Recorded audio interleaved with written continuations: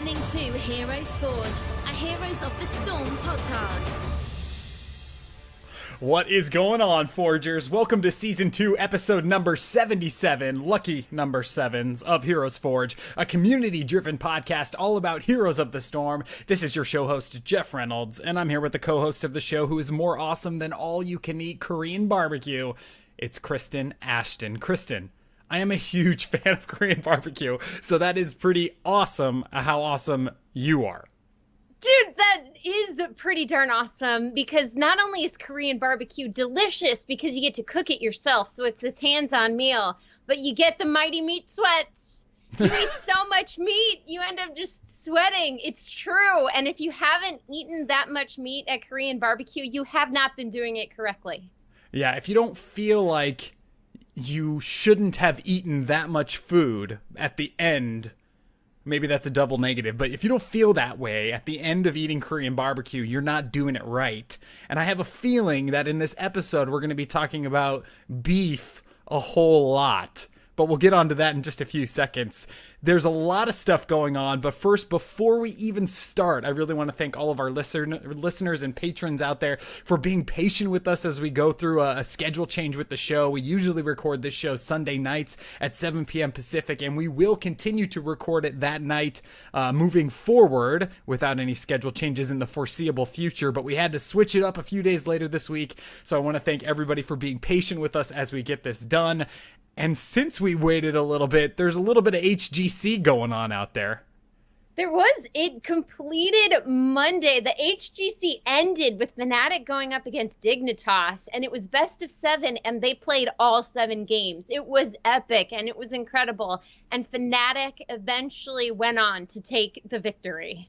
Do you have a favorite team out of those two that you were hoping would win? I don't, actually. I like all of these teams equally. Maybe it's because we don't have city-based teams or anything, and so I watch it more for just the incredible survivability of the teams themselves. I don't know how long those fights go on, minutes, and nobody dies. That is the most insane thing to me as well. I'm so happy you brought that up because I'm looking at these team fights and I'm just thinking no one is going down in any of these team fights. What the hell is going on here? How are they making this happen? And it just boils down to skill, knowledge, and I mean, pros. These guys are pros. Right, you practice something like this every day for a certain number of hours per day. Not only that, but you're probably studying map statistics. You're probably practicing wombo combos. You're also studying enemy team statistics. You're studying all the hero stats, damage numbers, everything like that. You are going to be playing at a level that is just arguably unobtainable as a normal person, unless you yourself put in that much work. Yeah, and coaches and replays and just time spent looking at this game is just insane. And GG's all around. I mean, I didn't get to catch that many games, but the games that I did have the ability to watch were just phenomenal, as always. And there's so much that you can learn from all of those games. Just the few games that I did end up watching, the stuff you learn is just crazy. And you want to build a team. I mean, I want to build a team and get out there and do this kind of stuff, practice this stuff so that you can land the same sick plays that these guys are landing. But like we said, it's all about the practice, and they have the time to do it. So tipping my cap to all of the players out there that participated in these events, and watch the replays, everybody. Watch the replays. Or you can just play this game yourself constantly like I've been doing. I mean, tons of this game I've been playing with my friends.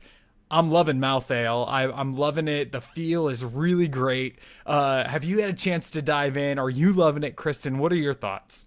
Oh, Mouthfeel's a ton of fun, but the group slow damage thing has never been my shtick. I always like the dive in, go hard or go home, and Genji is actually proving to be the new Illidan, as it were, right? You wait for your team to bruise up the enemy team, you pick a sickly target, and then you go after them, and then you get out, and then you go in again. It's fast and it's furious. Yeah, and I was watching your Into the Nexus pre-show on Thursday, and the cosplay was on point there. Your Genji cosplay was awesome. I was literally, I said this in the chat, I was on a conference call at work when I tuned in, when I don't want to say made the mistake, but it wasn't the time to tune in and see Kristen in a full Genji, face paint and like this awesome cosplay. And I bust out in laughter and then immediately had to explain to my coworkers what was so funny and that I wasn't laughing at them. No, not at all. And it goes to say, right? You stop by one of my streams, you're going to walk away laughing, either at me or at the situation presented. You will walk away with a smile on your face. Yeah, you have to catch these streams that Kristen does, and the Into the Nexus pre-show is always super entertaining, very entertaining. Kristen, what else have you been up to in the gaming universe? You said you had some internet issues today. Yes, sadly we didn't get to play as much Witcher 3 as I wanted to, but we are on the hunt for a character I have missed a lot. Dandelion, the Bard. He has been this force of hilarity ever since The Witcher 1, and so we have to find him in The Witcher 3. You have to earn this character back into your game. And so I was so sad today was not the day we got to bring him back. Crazy adventures. That's what we love about playing video games, getting transported to different worlds and being able to search for a bard if you want to, rather than, have to go out and clock in for your 9 to 5. Tons of stuff out there to get lost in, including Heroes of the Storm, which is what we're here to talk about right here, right now. This is going to be a crazy episode. Let's get this thing started. Let's forge. Let's forge.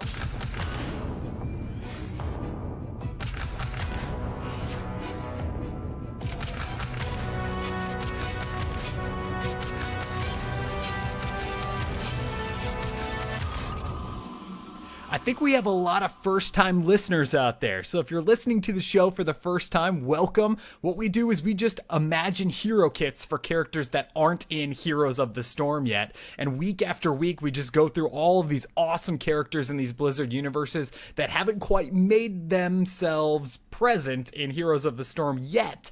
As we know, the developers out there have a list of heroes, which is what they say 300 plus heroes that they're looking at developing or currently developing or working on. And they're coming out with heroes every 4 to 5 weeks out in this game. It's so well supported. So the show just turns out to be a lot of fun, what we imagine what these heroes could be. But this week is a little different because, like we said at the top of the show, we are a community-driven show. And what that means is once a week, what we do is we take a build that was sent in by you, by a listener of the show, and we build 2 separate builds off of that.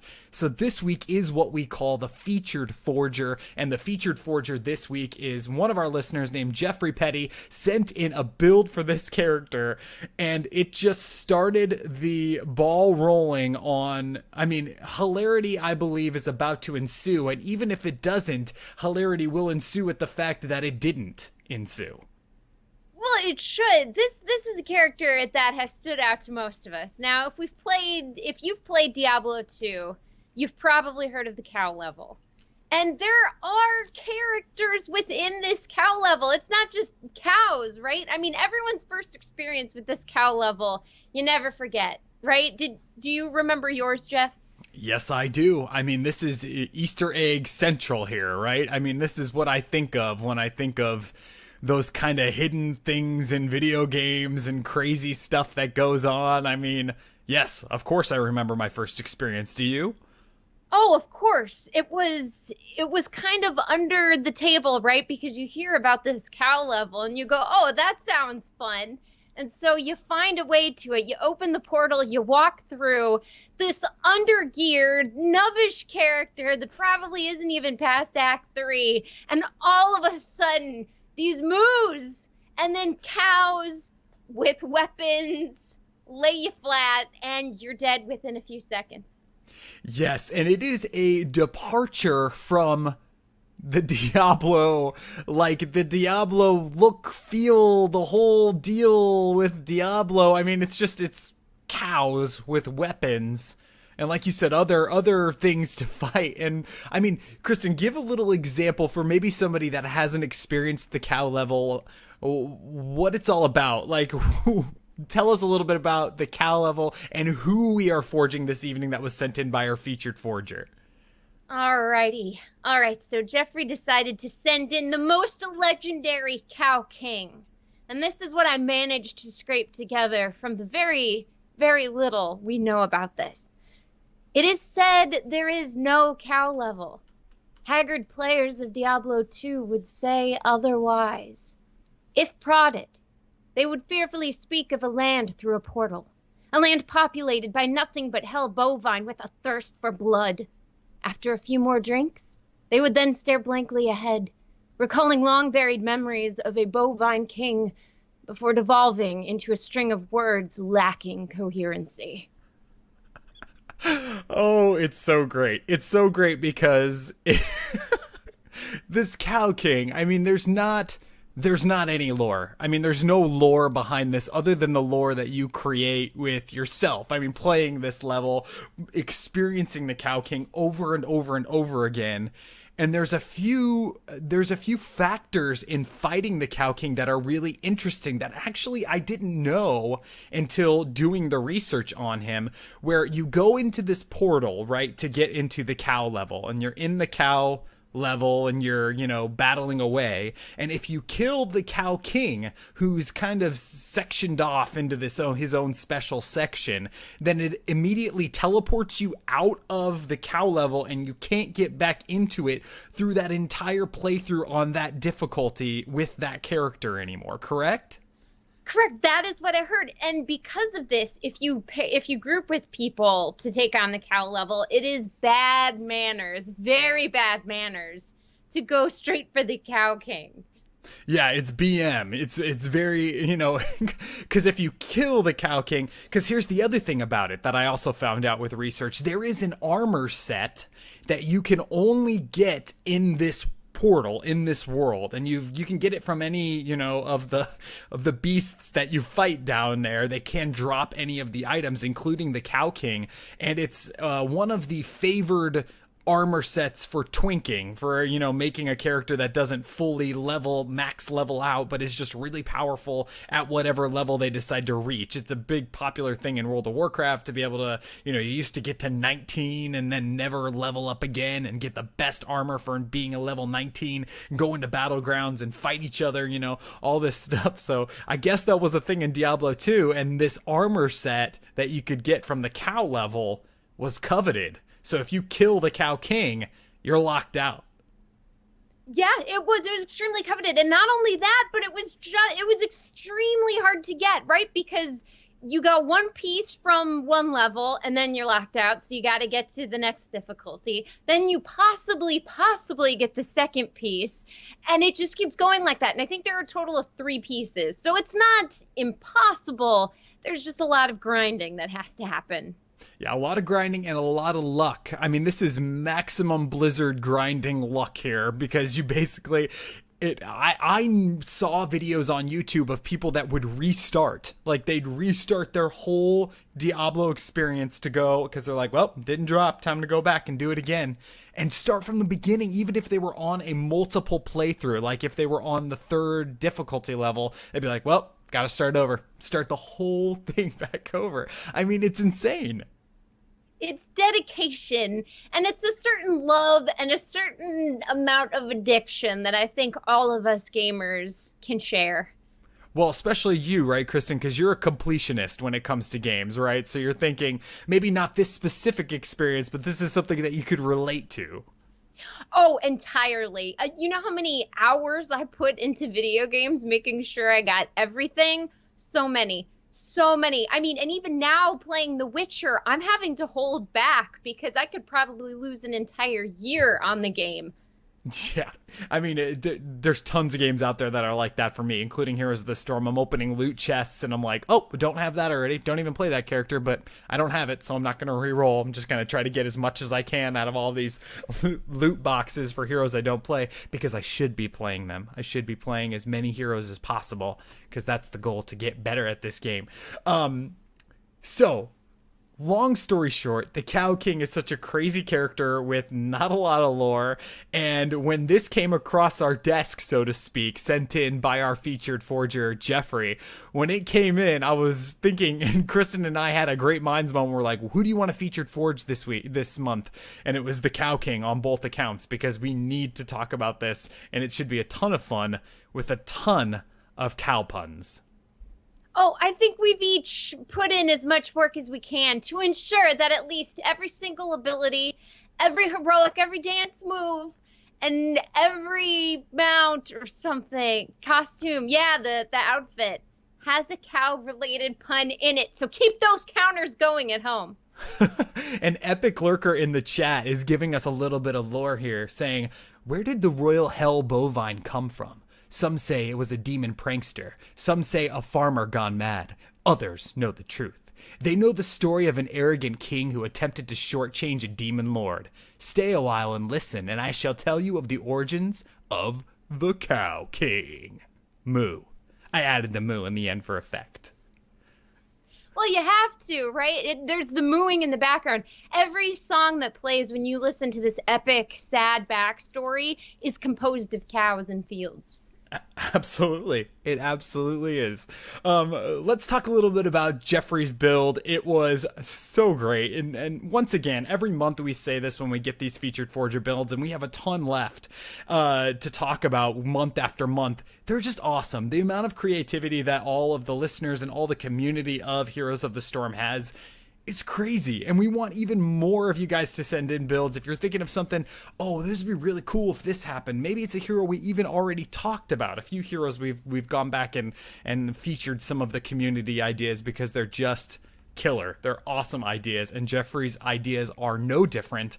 They are just great, and we're going to talk a little bit about them in a few seconds. So the way this works is Kristen picked an ability off his kit, I picked an ability off his kit, and we each built a kit. So let's talk through these kits, and then we'll let you know which one of the abilities was Jeffrey's choice to add into our Cow King builds. We're going to start with Kristen's build, and I'm expecting a lot of cow puns here in Kristen's build. So the first thing we're going to start with is, what role classification could you possibly give the Cow King, and what did you choose? Well, I got to thinking, right? And I try to name my characters now. And I figured the Cow King would need a name. So I figured it would be His Royal Highness Hugh Heifer, the Specialist. That's already an awesome skin idea. Yeah, exactly. You just put on a bathrobe and you're good. Oh, that's so great. The Specialist, huh? You could do anything with this character, and you do love specialists, Kristen, so I'm not surprised. I do. I'm bringing it home. But this is also because the trait I took is from the featured forger, and it screams Specialist. Let's hear it. All right, it is known as the secret cow level. How can you build the Cow King without having the secret cow level? It's a 20-second cooldown, and the Cow King summons 2 hell bovine, helping him in his motivations. They push down lane constantly, no time limit. No more than 2 hell bovine can occupy a lane at one time. Secret cow level portal is global as long as you have vision of the area. Just an awesome idea. I mean, we're building off of things that we already see in the game right now, which is what the Heroes of the Storm developers do, hero after hero that you see out there. They're taking maybe what Leoric does and kind of changing it just enough to feel unique to a character that's new coming into the Nexus. This is something that you kind of see with Asmodan, right? But changed just enough to be really a great idea for someone new like the Cow King. Exactly. And instead of Asmodan, where you get the buffs going, you have 2 characters that you're summoning. So it's kind of, very much Asmodan and kind of Zool there, right? Except you don't need to be there to summon it. So you have that global presence that you can keep on every single lane the entire game long. Oh, too cool. Way too cool, and an awesome idea sent in by Jeffrey, but his idea doesn't stop with just that trait, because in his build, he actually made it a tank or a specialist, and you're able to choose your trait in the first talent choice of the game, and the secret cow level, Kristen's choice, was one of the 3 choices on there. Also some awesome tank ideas, some more specialist ideas, really cool stuff. And we're gonna post Jeffrey's full kit with both of our kits at the end of the show, and you can check it out at our website, which is HeroesForge.club. Okay, with that trait, building off on a specialist here, what is your mounting thought for this Cow King? A human.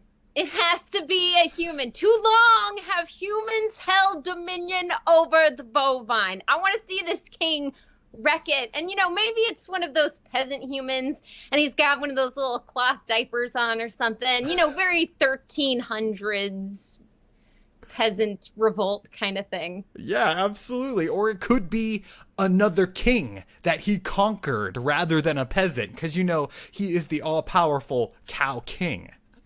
There we are. Or a king, a peasant, or maybe one of the adventurers from Diablo II in the classic set that we all would recognize them in. Yeah, and Chad is even saying it could be a crazed farmer. It could be a ton of different ideas. And I'm thinking of all these skin tints, of what you could do for different mount tints.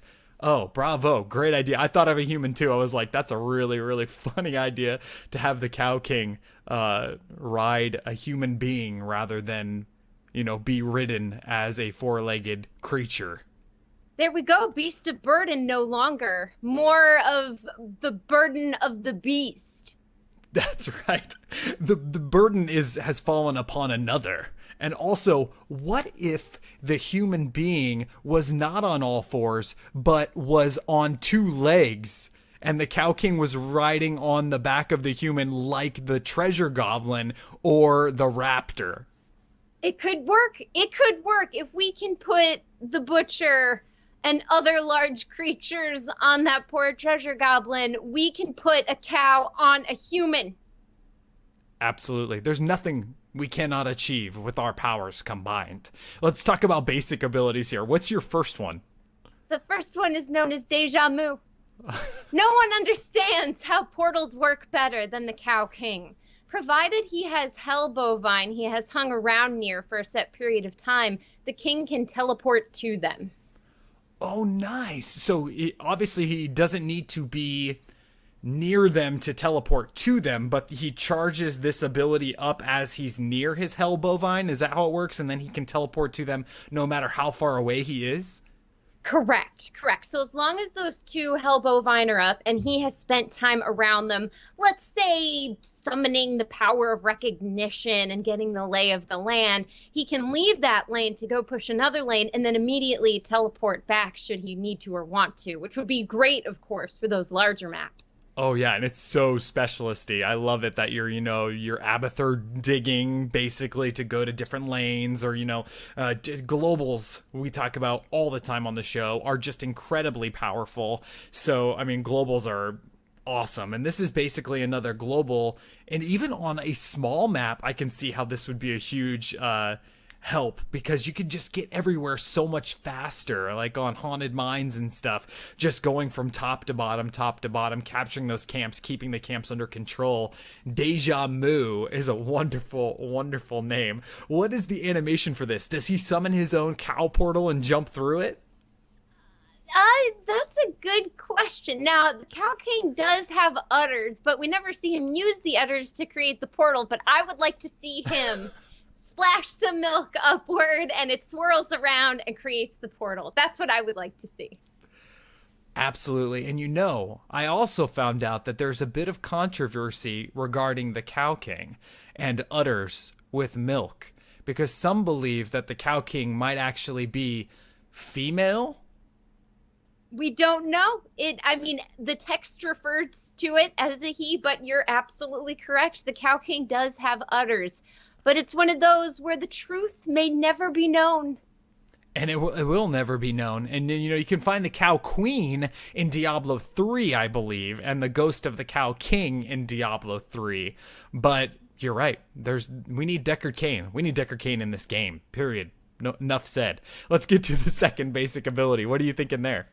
This one is called Milkshake. Swinging his OP weapon, his big ol' staff, The Cow King spins 3 times, and this is a stationary spin. He's not moving as he spins. And this spin deals massive damage to all within the area of his sweeping axe. Right, so you're thinking here camps. Is that what you're thinking? You can take camps with this. You know, it would be useful in a team fight too, right? It would be, because how many times are there people there stuck in a position, or you need to take advantage of some CC your team has brought to the fight? Being able to put out that amount of damage is very, very helpful in holding an objective or chasing a team back. Yeah, and you're banking on the fact that they don't move out of the range, and that's where it really comes in useful with taking camps, because they're not going to move out of the range, right? Exactly, and maybe you have talents that extend the range too, so you can take opponents by surprise. And then also with this, I like the idea that you can clear a lane with this one ability. You've spent the time near your Hellbow Vine, and now you're moving on to a different lane. So you could take on that double soak roll if you needed to. Right, and chat is saying that he's not moving. But get Keep ready. them coming. They're just gonna keep on rolling in. Milkshake, love it. Let's talk about your third basic ability. Okay, this one is known as Cow Before Me. When activated, the Cow King and any nearby held bovine unleash an electrical storm upon their enemies, dealing damage and stunning them. For buildings, this means locking them down for the duration of the ability. Let's take a second here and pause and talk about how the Cow King in Diablo has electrical attacks. He does. He absolutely does. Maybe it's because his weapon is enchanted. Maybe the crown he was given bestowed upon him the power of the heavens. I'm not sure. Yeah, I'm not sure either. I love your ideas, though, because when I was looking through this, I was like, what the hell? Like, electrical attacks? I don't remember that, but okay. It's a crazy thought. And first off, my mind went, oh, you know, electric fences, all that kind of stuff. Maybe you start going that direction. But yes, okay, this is very cool, and it's very specialisty again, with the building lockdown. Yeah, because we only really see Sylvanas having that power to lock a building, to stop it entirely so it doesn't attack. And why can't we have another hero that employs that within their kit? Certainly not to the extent of Sylvanas, but as we've seen with this movement creep that's been happening with the Genjis and everything, being able to get in and get out super fast and in an extreme range, we need some more push potential that can counter having an enemy that can really hit you hard and hit you fast.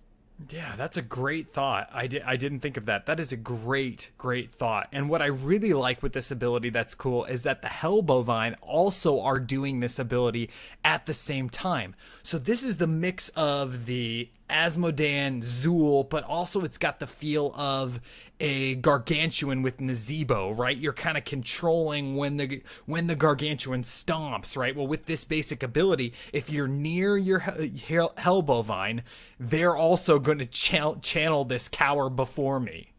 Exactly. And I mean, half of the fun of the cow level are all of the cows. So why wouldn't we try to employ an army of cows breaking down your doors? That's right. Breaking down McDonald's door and saying, the Cow King is here, bow before me. Eat more chicken. They write it in graffiti all over the walls. That's really the ultimate heroic we're working toward. Absolutely, and I'm thinking that one of the mount skins could be Ronald McDonald. Justice has been served this day. Justice has been served. Well done. It's getting too good. It's getting too good. And speaking of too good, let's start talking about some heroic abilities here. What's your first heroic? The first one I'm calling Utter Chaos. It was there. You have to take it. Summoning the chaos from his own dimension, Cow King drops down an enclosure around him. If anyone is in this area, they are stuck. Portals open and cows come pouring in, fighting all enemies trapped within the enclosure. Too cool. So are you drawing from the cow level here? And if the Cow King is destroyed, something happens to the portal that they're all stuck around? Or how does the portal come down eventually? Is it just timed, or do you have to do something to get out like a cocoon? So for this one, I imagine it happens and you're in it. There's no cleanse can get you out. Nothing can save you. You decided to stay in this trap. You have a few seconds to get out of the area, of course. You know, you want people to be able to see that telegraph. But if they don't and they get stuck in there, they have to battle the cows. And it's overwhelming and they'll probably die, but it'll look so cool. Oh, absolutely. You're in a cow pen, basically. You're in there and you are in for a slaughter. I mean, you are, right? You are absolutely in for a slaughter. If you like your beef rare, medium, well done, they will pound you raw. That's right. How cool is that? I love abilities like this that we talk about. I want something like this in the game. We've talked about things like this before on other heroes where, and we know that this is technically crazy to start talking about stuff where you're transported to a different dimension when this heroic goes off, and you have to fight a skeleton lord in there, and you can't get out of the dimension until you kill that skeleton lord. Stuff like that is really cool, where you're segregating people and they have to do something in order to get out of where they are. And this is a great rendition of that, with these portals opening up and cows pouring in. Oh, you gotta love it. And it really kind of speaks to Diablo 2, right? How many the Diablo fight at the end of Diablo 3 puts you into a shadow dimension where you have to fight a shadow version of yourself. So I think if they can work this in, they would really be working in fight things that are really a part of the Blizzard games. Oh yeah, absolutely. It's got a raid feel, it's got a Diablo feel, it's got a StarCraft feel even in some respects. I mean, it's really neat. Let's get on to your second awesome OP heroic. Okay, number 2 is called Prime Stakeout. The Cow King loves surprises, and he loves surprising people. With his 2 closest Secret Service cows, he waits in ambush. When an enemy hero gets close enough, the trap is sprung. The enemy is hogtied by the king while the Secret Service brands the enemy hero. Once branded, the enemy is set free and must run away from the Cow King unless they're caught and branded again. The branding also means that they take increased damage from all sources.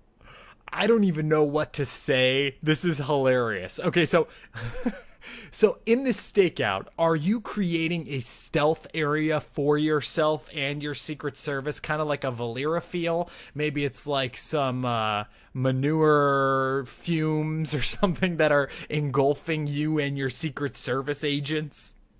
That's a good question, because you can't really rely on the bushes. What if you could set up a stealth area without the need for bushes, and all you would need is a few seconds setup time? And what if you could do this in plain sight of the enemy team, but they're too busy with your team that they don't stop you, so that you get to cast this heroic and then you get to leap on whoever walks by? Oh, too cool. Too cool. And so let's talk about the branding here, because the animation would be amazing, right? Because who's getting branded now? Kael'thas. So you brand this hero. There's obviously a visual element to this. I mean, with the branding and the mark on the hero. How long do these brands last? Because you're taking increased damage from all sources here. I would imagine the first one would probably be pretty short, but if you're caught again and branded again, that one would last a bit longer. And maybe in an uninterrupted line of branding, you could do it 4 times. Okay, cool. So the brands don't stack, it just increases the amount of time that the brand is on the hero. Correct. All right, so you're not getting like increased damage, increase, and then you're basically one-shotting. Well, level 20 maybe, but at a level 10, I think it's fair to give everyone a fighting chance. Absolutely. Against the Cow King, a fighting chance. Prime Stakeout. I love it. Oh, this build is so great, and it's all built off of Jeffrey's submitted idea with this secret cow level, which basically makes him amazing specialist. I mean, that's so awesome to build off of. It is. It's really, really cool. It reignited my passion for building specialists. I think if I were to join any team when it came to hero building, it would be specialist. Oh yeah. I mean, this is really, really well thought out, and it's got great synergy. How do you sum this whole specialist Cow King build, His Royal Highness, up? How do you sum it all up? Let's sum it up with something very similar to that second heroic. He's the prime steak. He's the Hugh Heifer. He's the undefeated. Hugh Heifer, the undefeated.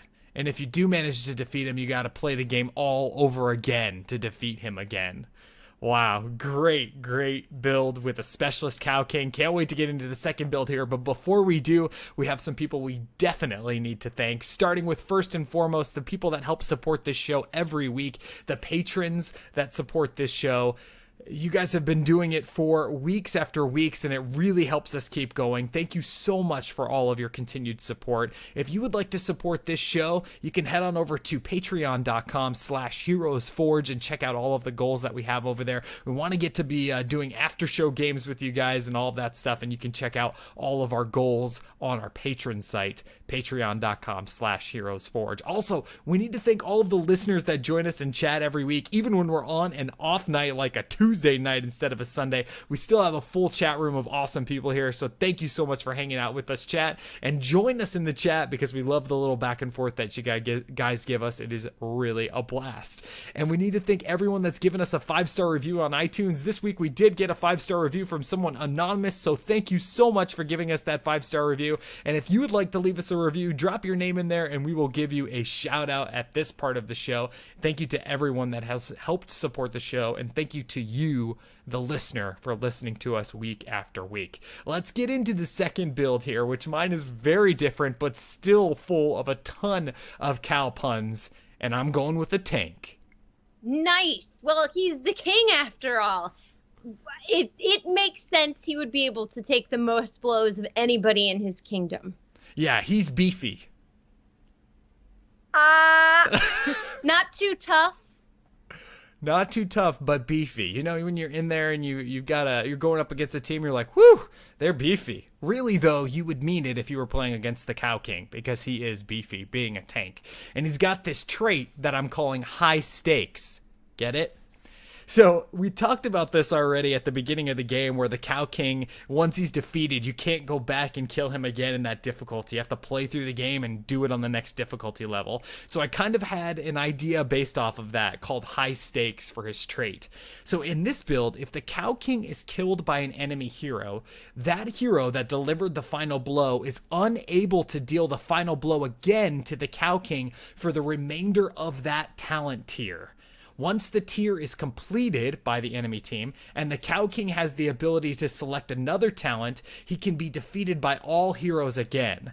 This ability only affects the first death of the Cow King per tier and does not stack past the first hero affected. Ooh. So you get to the next tier regardless of whether you pick the talent or not. They could kill you, right? Right. So the Cow King enters the next tier. That means he can be killed by all of the heroes, including the hero that killed him before.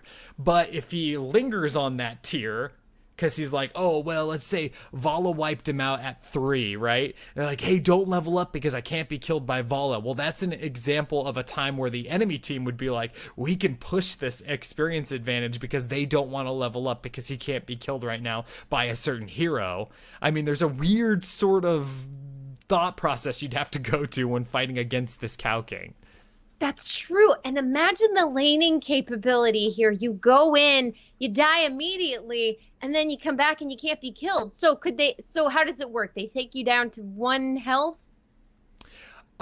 Yeah, so they take you down to 1 health and they can't deal the final blow. So someone else would have to kill you in that instance, and it couldn't be the person that was turned off to it. And Chad is asking what happens after 20. After 20, I imagine that the trait kind of falls off, or maybe it was once every level advantage at that point, since it takes a while to level up after that point. So maybe, I mean, you have to play with it, right? Oh, totally, to see what works. And I like the idea that after 20, maybe if somebody kills you, they can't kill you again for the remainder of the game. Just so we have those mechanics that can end games, because we've all been there where it's 35 minutes in and you're just going, please, somebody end this.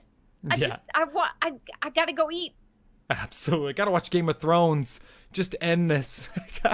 Yeah, but maybe that's it, because that hero can still take him down to 1 health, like you said. So maybe that wouldn't be as OP and still on a trait level there if you just had it be where that hero, whoever it was that dealt the final blow for the rest of the game after 20, couldn't deal the final blow again to the Cow King. So moving on to mounting abilities here. So I'm imagining that the Cow King would drive a food truck, but the food truck would be from a specific restaurant. And this restaurant's name is Beelzebub's Steakhouse, with the slogan, "What the hell are you waiting for?" Not a milkshake parlor from the 1950s. Well, maybe if there was a skin variation for this mount, you could have a milkshake parlor and then maybe a Chick-fil-A bus. But Beelzebub's Steakhouse food truck. What the hell are you waiting for? I like it. Okay, so would there be other cows in there working the grills, and would they be serving, what kind of meat would be on the menu? Beef. They are cannibals. Great question, though. Fair enough. So we'd see a little drive-by, and in the mature versions of the game where you can actually see Tychus's cigar and all that good stuff, you can see their little racks of all the cut-up bits of cow ready to go onto the grill. Absolutely. And they are all frozen racks of cow carcasses that are hanging, and there's a little treasure goblin in there acting like Rocky, who is beating up the frozen stacks of meat. Oh, this is the best restaurant ever. Why isn't this a chain already? Like I said, what the hell are you waiting for? That's their slogan, after all. Let's get into some basic abilities here. This first one is called Kilohertz. Get it? Kilohertz? Anyway, anyone knows that the Cow King is imbued with the mystical powers of electricity. In the Nexus, it would be no different. He reaches out with unlimited power and sends a shock wave to multiple targets in range, up to 3. Each target hit with this ability will be slowed, and the Cow King can continue to channel this ability, just like the Emperor Palpatine, but is unable to move during its duration.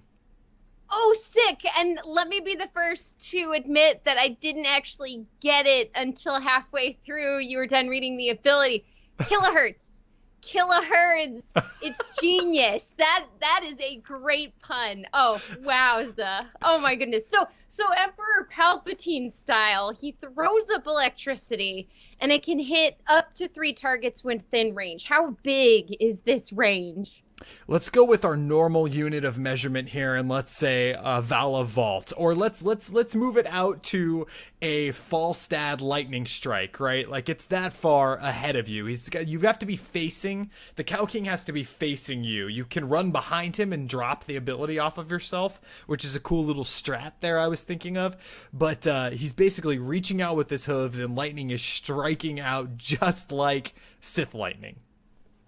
Well, of course. It's evil. It's evilly sourced, right? And any evil electricity is clearly Sith electricity.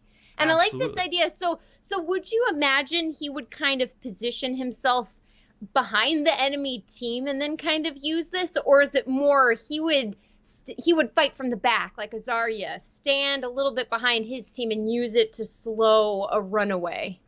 Those are both really cool ideas. I was actually thinking that he would be in the middle of a fight and use it to kind of zone, right? So he's in the middle of the fight. Maybe it's not going so well. He throws this Sith lightning down, or kilohertz, and he throws it out, and these people are like, oh, we're taking too much damage. We have to move out of this area. And maybe it zones people around, which would be the tank version of the Cow King.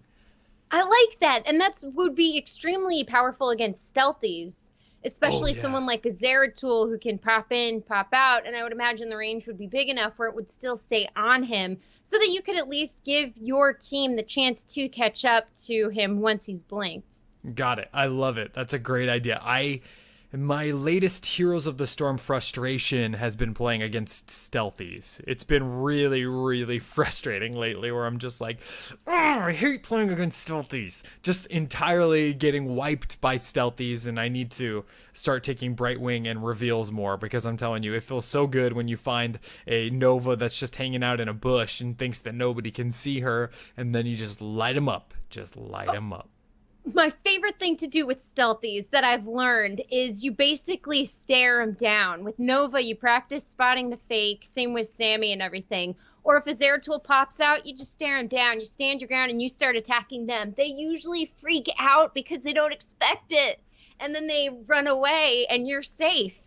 Oh, it's so great. And especially when you play like Nazebo and you have a reveal on your team and you can zombie wall them and then they're just GG. GG. Let's get on to some more cow puns and basic abilities here. The next one is called Herds of Prey. I get this one. Good. Unleashing the power of the cow level, the Cow King calls upon a stampede of his friends to join the fight. When this ability is activated, he will whistle, like all cows do, and his cow follower will charge in and smash into a target. The target hit will be pushed back and take damage. Oh, gross. A lot of damage or a little damage? A little damage. This is more, again, of a zoning ability. Okay, cool. And then can you control the direction the cow comes in and smashes into the target? Yeah, let's say that you can. Let's say that you can do it like a Ragnaros meteor. Like you're going to draw your herds of prey to come in like a rag meteor. Oh, dude, and what's the distance? Because I'm definitely seeing a lowered down, a neutered version of Cassia's Valkyrie. Yeah, something definitely like that. Instead of, well, yeah, no, I guess you could use it to push people into you as well. Yeah, that's really great. Maybe that range, maybe that same distance, which they found has a good balance to that distance, right? Oh my goodness, and how gross would this be? You slow them and you hit them, or you hit them and then you slow them. Either way, they're going to be hanging out with your team for a lot longer than they wanted. Oh, absolutely. And this actually is a popular idea to have this ability because there's a lot of this in Diablo, right? Where these beasts are charging you, they knock you back, you fly back in this thing. So in Jeffrey's featured Forger build as well, he had an ability that was very similar to this too, which inspired me to come up with this idea. So, I mean, it's definitely a Cow King-esque thought to have this whole charging. I mean, you're a bull, right? You are, right? And then the whole idea that there are lots of other cows to help you with this, and you've got lightning. I mean, it's set. You are a king. Nobody will dethrone you. No one will dethrone you. The next one is called Moving Target. And this is actually a passive ability for the Cow King tank. A passive on a tank. Here we go. It allows the Cow King to do more damage to moving targets. All targets that are moving while they take any type of damage from the Cow King take increased damage. Simple as that. Cassia's beware. I was going to say, this is reverse Cassia going on. This is a direct counter.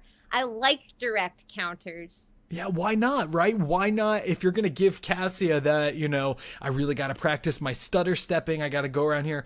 Imagine the thought process of fighting against this, right? You'd have to unlearn your stutter stepping stuff. You'd have to unlearn the constant movement. Maybe this would be really powerful because, I mean, people would be able to land skill shots on you because you weren't able to move when you're fighting the Cow King because he would take you out. I mean, it's a lot of crazy, mind warp stuff. Oh my goodness. And then too, as the Cow King yourself, you'd have to learn how to stutter step to keep up with them, right? Yeah, and let's imagine too the kilohertz, the lightning ability. You want to move out of the range of kilohertz, so he's getting an increased damage from his basic ability on you because you're trying to move away from it. Or do you stand and take the lesser damage? I mean, you gotta roll it. Yeah, it's that quick second decision making that really would kind of differentiate if you're gonna make it in the league or if you're not gonna make it. Yeah, that is a crazy thought that I just had, that moving target. And Chad is on the same page as well, talking about that kilohertz. I mean, it's a cool idea to kind of throw away everything you hear about, stutter stepping and constantly moving to not get hit by skill shots. It would really throw a wrench in a whole lot. Let's talk about some heroic abilities, because I can't wait, because this next one was the featured Forger ability from Jeffrey that I used to build this build. Great minds and great names, Jeffrey. I love the name. I love it.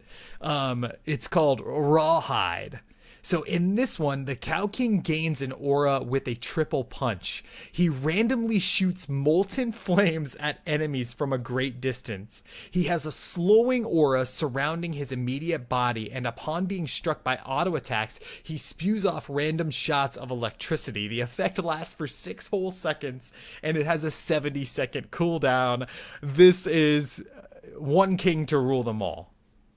One king to bind them, and in his slowing circle, electrify them. Oh, wow. We should just end the show right there. I mean, we really should. That was off the cuff. Really good, Kristen. But let's talk about this ability. I mean, this is so cool. All of this stuff is what you want the Cow King to do. I mean, shooting molten flames, come on, that's awesome. It's at a great distance, adding another layer of awesome to it. You got the slowing aura, and you're also spewing random shots of electricity. I mean, this is the king. Yeah, I mean, this thing has gone whole hog when it comes to electricity. Because not only do we have this heroic, which it's the lightning bolts in the ground that we all know from Diablo 2, I'm sure. No graphic update needed. And then, of course, we have yours, the kilohertz, coming in, and that can be directly targeted onto 3 people. I mean, they would be stuck in there. I would imagine this slow would be similar to what Stitches can do to you after 10 if you go into the slam build, except it wouldn't fade as quickly, if at all. Oh, yeah, and the animation for this has got to be awesome, right? I mean, just full-on hell cow. Like heavy metal, painted on the side of a van, hell cow. Maybe his eyes are glowing red, fireballs, he's on the top of a mountain, he stole ETC's guitar. It's beautiful in its obsceneness. It is beautiful. Best way to describe it. My second heroic... The second heroic is called Bulletproof. So it literally makes the Cow King bulletproof. When activated, it acts as a self-cast Divine Shield, but the Divine Shield lasts longer than an Uther Divine Shield, and he is engulfed in a rainbow instead of a Divine Shield. That's beautiful. So no damage, no basic attacks, no ability damage, no nothing. So basically what we're starting to see here with the Varians and the Genjis, just something that turns off all damage. Absolutely. It is a Divine Shield. It takes all of the roots. I'm stealing this ability from Uther basically because it's more awesome on the Cow King, or it's a different kind of awesome because you can only cast it on yourself and it lasts for longer because of that. Which is amazing because you could cast it at the beginning of a fight during heroics that are possibly baited out of the enemy team. Soak all of that damage for free and then go in with a full health pool, not to say saving it for you being almost dead and needing heals under it. But that's not the most important part. Please elaborate on this rainbow. I mean, it's just basically instead of a Divine Shield, the Cow King channels a rainbow around him instead of a Divine Shield. And the real question a lot of people ask about this ability is why? And the answer to that is no one knows. I think that's fair. But when he pulls this rainbow, does it just emit from him? Does he summon it like with a Sailor Moon wand? How does this rainbow show up around him? What are the graphics? That's a great question. So the best way that I can describe it is, it's not really raining outside, but it's like misty. I mean, that's a perfect example of rainbow weather, mist. So this mist just comes in out of nowhere, and then the rainbow suddenly appears, and there's some sort of magical energy that the Cow King is using, but he's not going to reveal that to anyone because he wants this to be a bulletproof solution to any of his problems out there, and pun intended. There we go. I like it. That's it. That is the amount of cow puns that I have. Well, maybe until we get to the specialty skins and dance moves. But if I had to sum up the Cow King here, he is a massive tank that has a ton of zoning potential. He has a ton of ways to force the enemy team to do things that they don't feel comfortable with, whether it's not moving at all, being struck by lightning and being forced to move with that awesome rawhide ability from our featured forger, just being a total badass on the battlefield, shooting molten flames, slowing auras, and shooting electricity. All hail the king. All hail the king, baby. All hail the king. Okay, well, before we can call these heroes forged, we have to talk about the best part, which I actually think is the best part of the show tonight for sure. Specialty skins and dance moves, and we're going to start with Kristen's specialty skin. Okay, everyone, I hope you're ready. But you know how during Halloween, all these girls have these sexy costumes that they put on? So I decided, why not give the Cow King a sexy human costume? So just literally a human, so he's going to wear like a bra? I mean, I'm not really... That's a good point, right? What would a sexy human skin be on a cow? I would imagine there would be like a skirt to partially cover the udders. Maybe that's what bulls look at. I'm not sure. But I would like a human mask to put on the face and gloves so you can have fingers. I see where you're going here because they don't have hands. He does carry a spear, though, and he doesn't have hands. That's a good point. Well, maybe he put magnets in his hoof. Oh, love it. Magnets. Maybe, like, he has, I don't know, do cows get, like, what's the word I'm looking for? Like, shoes? Like horseshoes? As far as I know, they don't. I think mostly because they're just let out to pasture, so they're not walking on material that could hurt their feet. Ah, I see. And Chad is saying that you could have it be Daisy Duke Cow King. There we go. And then you could have pigtails, put some lipstick on that pretty little mouth of yours, and just get a hot hoot and holler. Absolutely. So my specialty skin is going to be Ribbon Dancer Cow King. And he's going to have a special name when he's the Ribbon Dancer Cow King. His name will be Tenderloin. Please tell me he would be in a unitard. Please. Absolutely. Yes, a full-on unitard, full-on ribbon dancing Tenderloin. That is adorable. Would he have judges that rate him in the audience? Because I would imagine in this skin, every movement he would make would be majestic and acrobatic and beautiful. Yes, absolutely. With the ribbons and the whole, it would just be great. And then he could even do his dance move that I picked out for him, which I believe I've used before. And I have to give credit to my friend Jerry who came up with this. It is pro. The dance move is called the Moo Cow Reina. Not one, but two puns in a single dance move, folks. The Moo Cow Reina. I love it. And then he would turn around and he'd do his little cow butt shake. And his tail would do a little swing. That would be perfect. Yes, and apologies to anyone out there that actually thinks the Cow King is like a serious character, because we're basically just ripping this apart and making it very funny with the Moo Cow Reina. Hey, Blizzard took the first step by making the cow level. We are simply living the dream. Absolutely, the cow dream. All right, what's your dance move to sum it all up?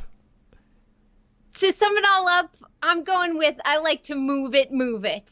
And you thought lemurs had 6 dance moves. Oh, I would. There's no amount of shards I wouldn't pay to see this dance move. Yeah, I would imagine it would simply be from the Madagascar stuff reskinned. And I know they kind of do a walk like Egyptian for a bit. I don't know if there's a specific dance move associated with this, except the cow getting right up in the camera screen and going, "I like to move it, move it." And then he goes back down into the view of Heroes. Oh, it's great. It's really great. And what a great idea, chat. You could make him a matador. Ah, now would you guys want to see the humans or the cows, or maybe both? The bulls. Oh, you'd want to see a bull dressed up as a matador, I think. Yes, and the running of the humans, or maybe the running of the murlocs. You could have a wombo combo with Murky. There you go. And Murky could be in a full cow outfit. There we go. And then, of course, if you run the murlocs through the cape, they get electricity powers, and they are transformed into tiny little cows from the cow level. And now you have an army within the Nexus. Done. Completed. After all that, we can say that this hero was forged.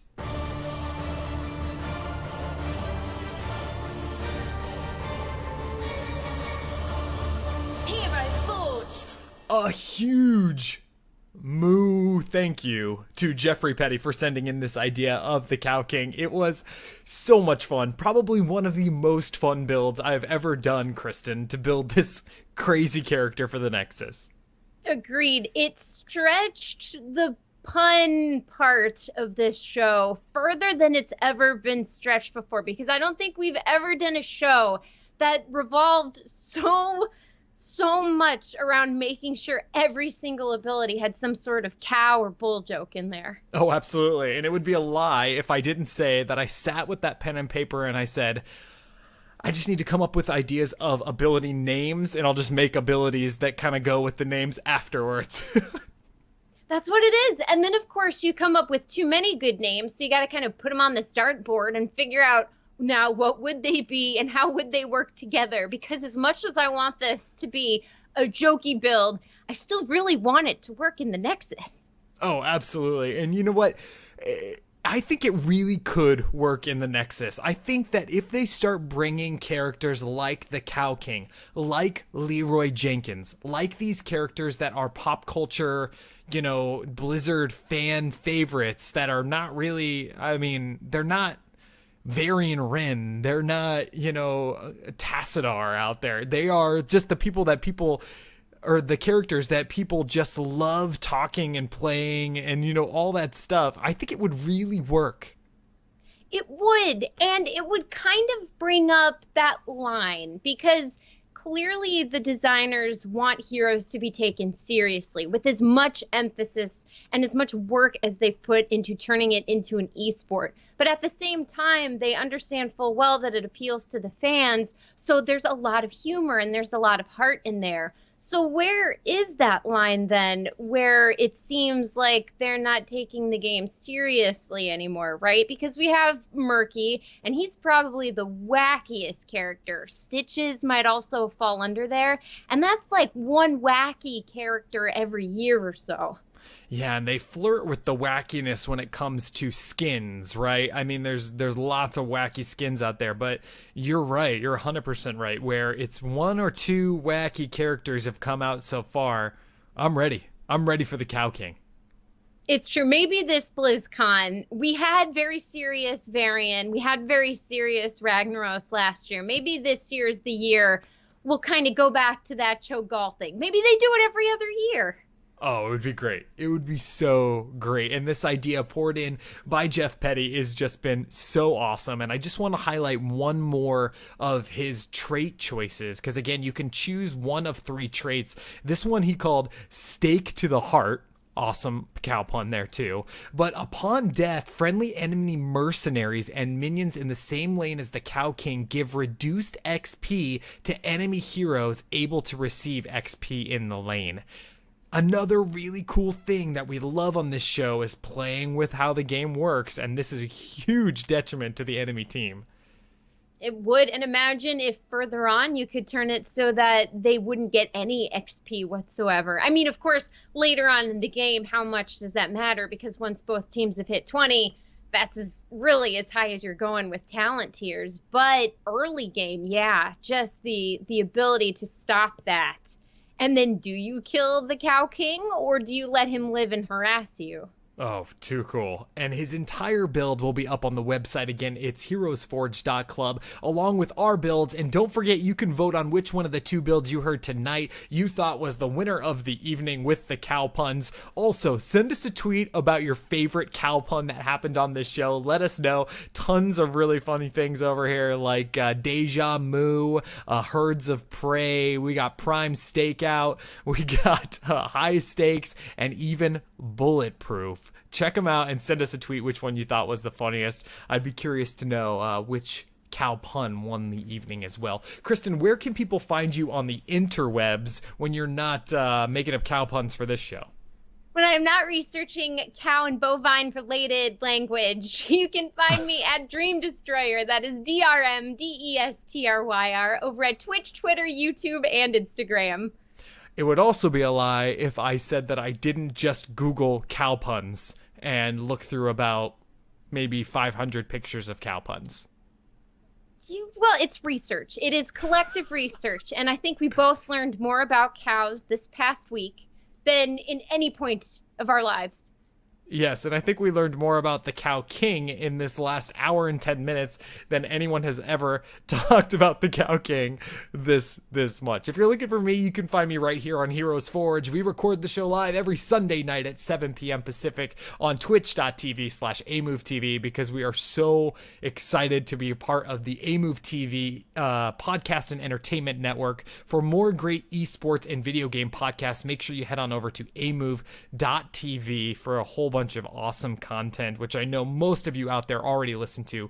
Keep it up, and I will as well. If you're looking for this show, again, our website is heroesforge.club. You can follow us on Twitter at Forge Heroes. Also, you can download this show on iTunes. Just search for Heroes Forge, all one word. And if you like the show, you can drop us a 5-star review over there, and we will give you a shout out on our show. And also a big shout out to all of the other Heroes of the Storm podcasts out there that are so awesome.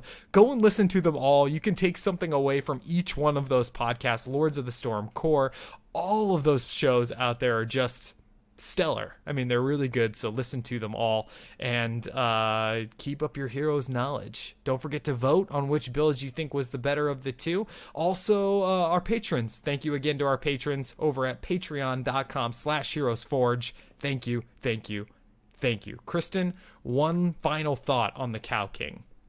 I love him. I would like a little mini Cow King skin where he's a calf king, because that would be adorable and he would be very fluffy and yeah. And still just as evil and hellish. It's true. I like when bad guys are brought down to my height. I won't lie. I like the little evil ones because then I feel like we can see the same horizon of an evil future together. We can conquer the world from 4'3". Nobody can stop us now. Are you they can't stop what they can't see. Are you a big fan of the little Ragnaros skin? I do.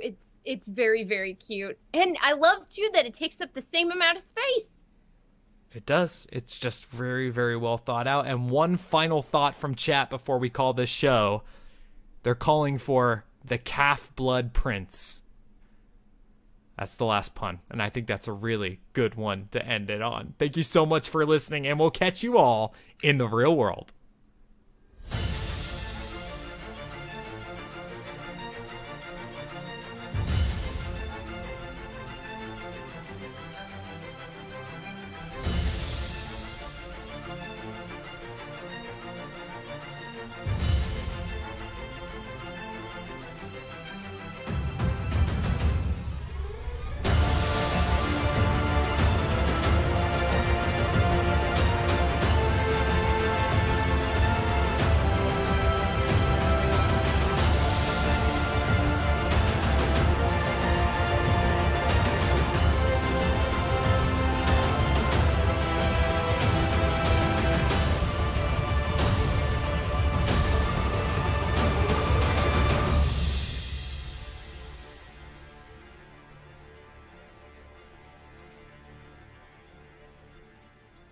All right, if you're listening to the show for this long and you listen through the outro, you also get to hear 2 more Harry Potter puns from chat. You get Severus Steak and Hermione Granger. Have a great week. We'll see you next week.